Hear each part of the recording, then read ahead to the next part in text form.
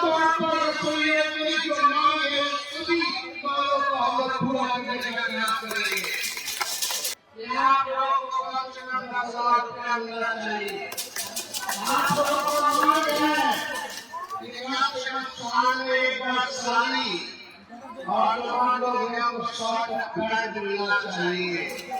रसोइया को जो मिलेगा मिलेगा, लेकिन तेजस्वी माई बहन माई योजना भी लाना है। उसमें बिना फिक्स किए हुए यहाँ सभी महिलाओं को हर एक महीने 2,500 रुपया आपके खाते में तेजस्वी बनाने का काम करेगा। 2,500